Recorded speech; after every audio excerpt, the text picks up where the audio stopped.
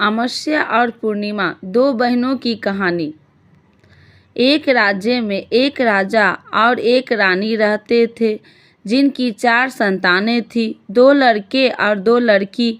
एक लड़की का नाम पूर्णिमा था तथा दूसरी लड़की का नाम अमावस्या था। पूर्णिमा घर के कामों में निपुण थी और घर का पूरा काम करती थी और भगवान की पूजा अर्चना भी किया करती थी। इसके अतिरिक्त वह गौ माता की सेवा भी किया करती थी। और दूसरी बहन अमावस्या न ही घर का कोई काम करती थी और न ही भगवान की पूजा अर्चना करती थी और न ही गौ माता की सेवा करती थी। पूर्णिमा सर्वगुण संपन्न थी, फिर भी राजा और रानी अपने दोनों बेटे तथा पुत्री अमावस्या को ही प्यार किया करते थे और वह पूर्णिमा से प्यार नहीं करते थे, उसके साथ भेदभाव करते थे। राजा के चारों पुत्र और पुत्री धीरे धीरे बड़े हो रहे थे। जब वे बड़े हो गए, राजा ने अपने दोनों पुत्रों का विवाह योग्य कन्याओं के साथ करा दिया। इसके बाद रानी ने राजा से कहा कि अब दोनों पुत्री का विवाह के योग्य हो गई है और इन दोनों का विवाह भी करा दो, लेकिन पुत्री अमावस्या का विवाह किसी बड़े खानदान में कराना और पूर्णिमा का विवाह किसी गरीब परिवार में कराना, क्योंकि पूर्णिमा को केवल भगवान की पूजा पाठ करना ही पसंद है और गाय की सेवा करना पसंद है। अब रानी ने राजा को दोनों पुत्रियों का रिश्ता तय करने के लिए भेज दिया। राजा ने अपने पड़ोसी राज्य में जाकर वहां के राजा के पुत्र से अमावस्या की रिश्ता तय कर दिया और वहीं पास के गांव में जाकर एक गरीब परिवार के लड़के से पुत्री पूर्णिमा का रिश्ता भी तय कर दिया। यह सारी बात जानकर राजा ने अपनी रानी से बताया तो रानी यह सोचने लगे कि अब देखते हैं कि भगवान किसकी मदद कैसे करते हैं।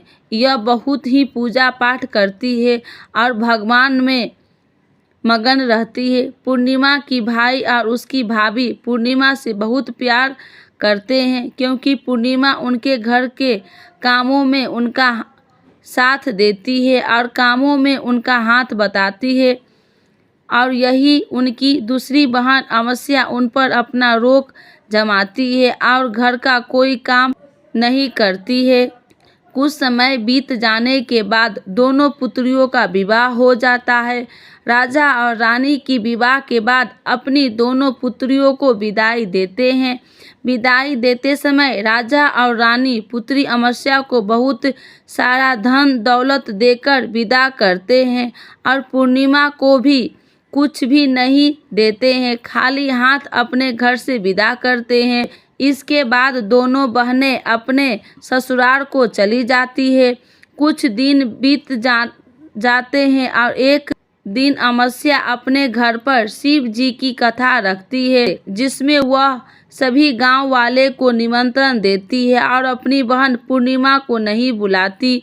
जब गांव की सभी औरतें अमावस्या के यहाँ जाती तो यहाँ सब दृश्य पूर्णिमा अपने घर के दरवाजे पर बाहर बैठकर देख रही होती है।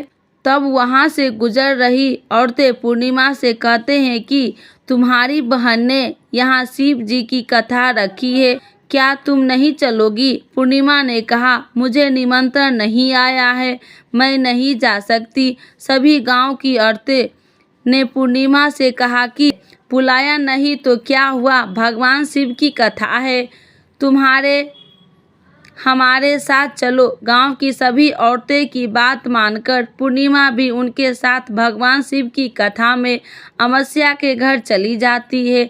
जब अमावस्या की नज़र पूर्णिमा पर पड़ती है तो वहाँ कहती है कि तुम यहाँ कैसे चली आई, मैंने तो तुम्हें बुलाया नहीं था। खैर कोई बात नहीं, अब तुम आ गई हो तो चुपचाप बैठी रहना। और यह कहते हुए अमावस्या में पूर्णिमा की गरीबी का मजाक उड़ाया। पूर्णिमा की आंखों में आंसू आ गई और रोते रोते मन ही मन में पूर्णिमा भगवान शिव से विनती करती है, हे भगवान, क्या पूजा पाठ करना गलत है? गौ माता की सेवा करना गलत है। आखिर मेरी गलती क्या है? आप मुझ पर अपनी कृपा दृष्टि कब बनाएंगे? पूर्णिमा बार बार भगवान शिव से यही कहती रहती है। इतने में शिव कथा पूरी हो जाती है और अमावस्या भगवान का प्रसाद बांटने लगती है। वह सभी लोगों को प्रसाद देती है, लेकिन पूर्णिमा को वहाँ प्रसाद नहीं देती। पूर्णिमा बिना प्रसाद के ही अपने घर लौट जाती है। रास्ते में वह यहाँ सोचते हुए चलती है कि यदि बच्चे उससे कथा और प्रसाद मांगेंगे तो उन्हें क्या जवाब देंगी। उसने सोचा कि वह अपने मायके अपने भाई और भौजाई के यहाँ जाएगी और वहाँ जाते हुए वहाँ बच्चे के लिए कुछ लेकर जाएगी। ऐसा सोचते हुए वहाँ अपने घर वापस लौट आई। घर वापस लौटकर आने के बाद वह अपने पति और बच्चे से कहती है कि वह अपने मायके जा रही है। पति ने कहा ठीक है, और कुछ समय के बाद पूर्णिमा अपने मायके के लिए रवाना हो गई। चलते चलते रास्ते में एक चबूतरा आया जिस पर तुलसी का पौधा लगा था। उस चौधरी पर एक बूढ़ी अम्मा बैठी हुई थी। वह कोई और नहीं, साक्षात तुलसी माँ थी। उस बूढ़ी माता ने पूर्णिमा से कहा, बेटिया तुम कौन हो और कहाँ जा रही हो? पूर्णिमा अपना परिचय देती है। परिचय देने के बाद बूढ़ी औरतें ने पूर्णिमा से कहा कि यहाँ तुलसी का पौधा सूख रहा है, इसमें थोड़ा सा पानी डाल दो और इस चबूतरे की साफ सफाई कर दो, जिससे तुम्हें थोड़ी ठंडक मिलेगी। पूर्णिमा ने कहा कि ठीक है माँ, मैं तुलसी में पानी डाल देती हूँ और यहाँ की साफ सफाई भी कर देती हूँ। पूर्णिमा के साफ सफाई करने के बाद बूढ़ी अम्मा को भी नहला दिया। बूढ़ी अम्मा के भी सेवा की, उनके पैर दबाए और बूढ़ी अम्मा से कहा कि माँ जी और बताइए, मैं आपकी क्या सेवा करूँ? और कोई काम है तो बता दीजिए, मैं कर दूंगी। बूढ़ी अम्मा ने कहा कुछ नहीं, अब तू जाओ और वापस आते समय मुझसे मिलते हुए जाना। पूर्णिमा ने बूढ़ी अम्मा से कहा ठीक है अम्मा जी, मैं जाती हूँ, वापस आते वक्त आपसे मिलते हुए जाऊंगी। कुछ समय आगे चलने के बाद एक शिव मंदिर आया। वहाँ पर उसे एक बूढ़े बाबा मिले जो मंदिर के बाहर बैठे हुए थे। वह कोई और नहीं, साक्षात भोलेनाथ थे। उन्होंने पूर्णिमा से कहा कि कहाँ जा रही हो बेटी, तुम कौन हो?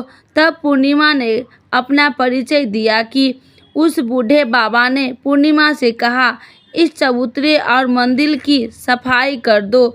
तब पूर्णिमा ने मंदिर और चबूतरे की साफ सफाई कर दी और वहाँ पर पूजा पाठ अर्चना भी की। और साफ सफाई पूजा अर्चना करने के बाद उन्होंने बूढ़े बाबा को भी नहला दिया और उसने कहा कि बाबा और कोई काम है तो बताइए। तब बूढ़े बाबा ने कहा नहीं बेटी, अब तुम भी जाओ और वापस आते वक्त मुझसे मिलते हुए जाना। पूर्णिमा ने कहा ठीक है बाबा, मैं जाती हूँ, वापस आते हुए आपसे मिलते हुए जाऊंगी। आगे चलते चलते कुछ दूर चलने के बाद पूर्णिमा को एक काली जी का मंदिर दिखाई दी। वहाँ भी एक बूढ़ी अम्मा चबूतरे पर बैठी हुई थी। उस बूढ़ी औरतें ने भी पूर्णिमा से कहा कि बेटी तुम कौन हो, कहाँ जा रही हो? और तब पूर्णिमा ने बूढ़ी औरतों को भी अपना परिचय दिया। बूढ़ी औरतों ने पूर्णिमा से कहा कि यहाँ पर सभी पूजा पाठ करने के लिए आते हैं, लेकिन मंदिर की साफ सफाई करने के लिए कोई नहीं आता, इसीलिए तुम मंदिर की ओर चबूतरे की साफ सफाई कर दो। पूर्णिमा ने कहा ठीक है माता जी, और पूर्णिमा मंदिर और चबूतरे की साफ सफाई कर दी और पूजा पाठ भी करती है और माता जी का श्रृंगार कर देती है और उसी बूढ़ी अम्मा को भी नहला देती है और बूढ़ी अम्मा के पैर दबाती है और कहती है कि सभी काम हो गया। माँ जी और कोई काम है तो बताइए। बूढ़ी अम्मा कहती है कि नहीं बेटी अब तुम जाओ, लेकिन वापस आते वक्त मुझसे मिलते हुए जाना। पूर्णिमा कहती है ठीक है, और वह आगे चली जाती है। आगे चलते चलते एक नदी आती है। वहाँ पर भी एक बूढ़ी अम्मा बैठी रहती है। वहाँ वह कहती है कि बेटी तुम कौन हो और कहाँ से आई हो। उसे भी पूर्णिमा अपना परिचय दिया। बूढ़ी औरतें पूर्णिमा से कहती है कि नदी पर स्नान करने तो यहाँ पर सब आते हैं, लेकिन यहाँ की साफ सफाई कोई नहीं करता, इसीलिए तुम इस किनारे पर साफ सफाई कर दो। पूर्णिमा कहती है ठीक है माताजी, और वहाँ की साफ सफाई कर देती है। उस बूढ़ी अम्मा के पैर दबा देती है और कहती है कि माँ जी और कोई काम है तो बताइए। बूढ़ी औरतें कहती है कि कुछ नहीं बेटी तुम जाओ, लेकिन वापस आते वक्त मुझसे मिलते हुए जाना। वहाँ नाव में बैठकर नदी के दूसरे किनारे पहुंच जाती है और वहां अपने मायके के घर पहुंच जाती है। वहां पर पूर्णिमा के भाई और भाभी देखकर बहुत खुश हो जाते हैं और वे पूर्णिमा की बहुत खातिरदारी करते हैं और उससे बहुत सारी बातें करते हैं और कहते हैं कि बच्चे को भी साथ लेकर आती हूँ, बहुत अच्छा होता। अब कुछ समय बाद पूर्णिमा ने वापस अपने ससुराल जाने को कहा तो उसकी भाभी ने उसके लिए एक साड़ी दी और खेले में बच्चे के लिए कपड़े और खाने पीने का भी कुछ चीज़ें रख दी और कहा कि तुम बहुत दिनों के बाद आती हो। और पूर्णिमा की भाभी ने यह थैला पूर्णिमा के हाथ में दे दिया और कहा कि जाओ जल्दी वापस आना। इसके बाद पूर्णिमा वहां से अपने ससुराल के लिए रवाना हो गई और उसी नदी के किनारे पहुंची और नाव में बैठकर दूसरे किनारे पर उतर गई। वहां पर उतरने के बाद वहां पर उसे वही बूढ़ी अम्मा मिली जो साक्षात गंगा मैया थी। उस बूढ़ी अम्मा ने पूर्णिमा को एक थैला दिया और कहा कि इसे तुम अपने घर जाकर ही खोलना। अब पूर्णिमा के पास बहुत पहले हो गए थे। उन्हें लेकर पूर्णिमा वहां से रवाना हो गई। आगे कुछ दूर चलने पर काली माँ का मंदिर आया। वहां पर काली माँ बूढ़ी माँ का रूप में विराजमान थी। उसने कहा कि आ गई बेटी। पूर्णिमा ने कहा कि माताजी मैं आ गई। तो काली माँ ने उसे एक थैला दिया और कहा तुम यहाँ थैले अपने घर जाकर खोलना। अब पूर्णिमा के पास 3 थैले हो गए थे। तीनों थैले लेकर पूर्णिमा आगे बढ़ी। कुछ दूर जाने पर शिव जी का मंदिर आया, जहाँ बूढ़े बाबा के रूप में शिव जी स्वयं विराजमान थे। बूढ़े बाबा ने कहा पूर्णिमा तुम वापस आ गई। पूर्णिमा ने कहा हाँ बाबा मैं वापस आ गई हूँ। बूढ़े बाबा ने भी पूर्णिमा को एक थैला दिया और कहा कि यह थैला तुम घर जाकर ही खोलना। पूर्णिमा ने कहा ठीक है बाबा। अब पूर्णिमा के पास 4 थैले हो गए थे। अब पूर्णिमा 4 थैले को लेकर अब कैसे ले जाती। उसने एक पुरानी साड़ी निकाली और उन सभी थैलों को एक गड्ढा बना लिया और सर पर रखकर वहां से रवाना हो गई। कुछ दूर जाने के बाद उसे तुलसी माँ बूढ़ी औरतें के रूप में मिलती है और कहती है पूर्णिमा तुम आ गई। पूर्णिमा कहती है हाँ माताजी मैं आ गई। वह बूढ़ी औरतें भी उसे एक थैला देती है और कहती है कि यह थैला तू अपने घर जाकर खोलना। पूर्णिमा कहती है कि ठीक है माँ जी। अब पूर्णिमा के पास 5 थैले हो गए। पूर्णिमा वहाँ से रवाना हो गई। वह वापस अपने घर पहुँच गई। पूर्णिमा ने अपने बच्चे को नीचे रखा और सबसे पहले अपने मायके के थैला खोलकर देखने लगी। उसमें बच्चे के लिए अच्छे अच्छे कपड़े और खाने पीने की चीज़ थी और उसने गहने भी थे। पूर्णिमा ने कपड़े अपने बच्चे को दे दिए और खाने पीने की चीज़ भी बच्चे को दे दी। बच्चे यह सब पाकर बहुत खुश थे। अब पूर्णिमा ने दूसरा थैला खोला तो उसे गंगा मैया ने दिया था। उसमें ढेर सारे हीरे जवाहरात, सोना चांदी आदि था। इसके बाद अब पूर्णिमा ने तीसरा थैला खोला जो उसे काली माँ ने दिया था। उसमें बहुत सारा सोना श्रृंगार का सामान भरा हुआ था। इसके बाद पूर्णिमा ने चौथे थैला खोला जो उसे भगवान शिव ने दिया था। उसमें बहुत सारा धन संपत्ति भरा हुआ था और बहुत सारी खुशियाँ भरी हुई थी। इसके बाद वह पूर्णिमा ने पांचवा थैला खोला जो उसे तुलसी माँ ने दिया था। उसमें चावल, दाल और 7 प्रकार के खाने की चीज़ से भरा हुआ था। अब पूर्णिमा के घर में किसी चीज़ की कमी नहीं थी। उसका घर धन धान्य से भरा हुआ था और परिपूर्ण था। अब पूर्णिमा और उसका परिवार सुखमय जीवन व्यतीत करने लगा। अब पूर्णिमा के मन में विचार आया कि क्यों न शिव जी की कथा कराई जाए और शिव जी की कथा में एक कार्यक्रम रखा। पूर्णिमा ने गांव के सभी लोगों को निमंत्रण दिया और घर घर जाकर सभी लोगों को बुलाया। पूर्णिमा अपनी बहन अमावस्या के घर भी गई और अमावस्या को शिव जी की कथा के उसने अपने घर पर बुलाया। जब अमावस्या पूर्णिमा के घर शिव जी की कथा में आई तो उसने देखा कि पूर्णिमा के घर में किसी भी चीज़ की कोई कमी नहीं है। इतना सारा धन दौलत देखकर अमावस्या आश्चर्यचकित हो गई। उसने पूर्णिमा से कहा कि तुम्हारे घर में इतना धन और दौलत कहाँ से आई? पूर्णिमा ने कहा, देखो बहन, तुमने शिव जी की कथा में मुझे नहीं बुलाया था, फिर भी मैं चली आई। तुमने मुझे प्रसाद तक नहीं दिया और मेरी गरीबी का मजाक भी उड़ाया। इसके बाद मैं अपने घर आ गई। घर आते हुए मन की मन सोच रही थी कि अपने मायके जाऊंगी और मैं अपने मायके चली गई। जो कुछ घटना उसके बीच हुई वह सभी घटना अपनी बहन अमावस्या को बता देती है। तो अमावस्या कहती है कि तुम भी मुझे प्रसाद मत दो, मैं मुझे डांट लो। लेकिन पूर्णिमा ने कहा कि यह तो भगवान का प्रसाद है, मैं तो सबको दूंगी और तुम्हें भी दूंगी। फिर भी अमावस्या ने प्रसाद नहीं लिया और वह सीधे अपने घर चली गई। घर जाकर अपने बच्चे से कहकर वह अपने मायके जाने के लिए तैयार हो गई और मायके के लिए निकल गई। उसने भी रास्ते में चलते चलते तुलसी माँ मिली जो चबूतरे पर बूढ़ी माँ के रूप में बैठी हुई थी।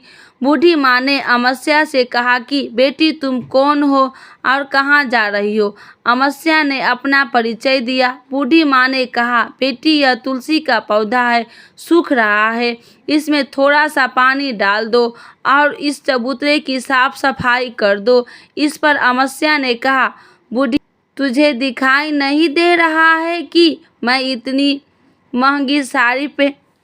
वहाँ से आगे चली गई।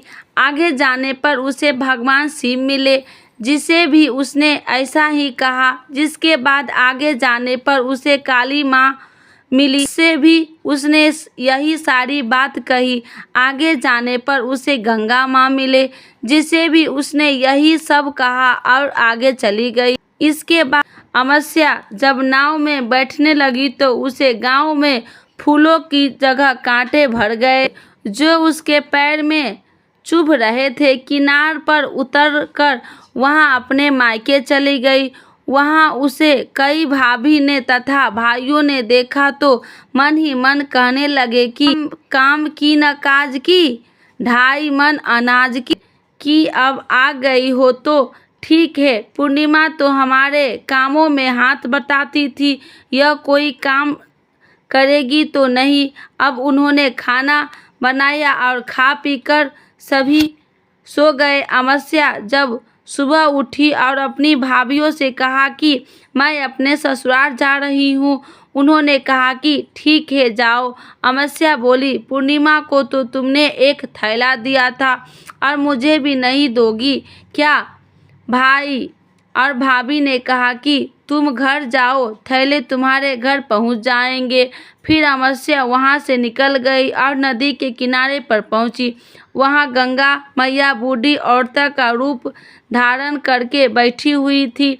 बूढ़ी माँ ने कहा कि आ गई बेटी, तो उसने कहा कि मैं आ गई हूँ। अमावस्या ने कहा, तुमने पूर्णिमा को एक थैला दिया था और मुझे नहीं दोगी क्या? बूढ़ी अम्मा ने, तुम घर जाओ, थैले तुम्हारे घर पहुँच जाएगा।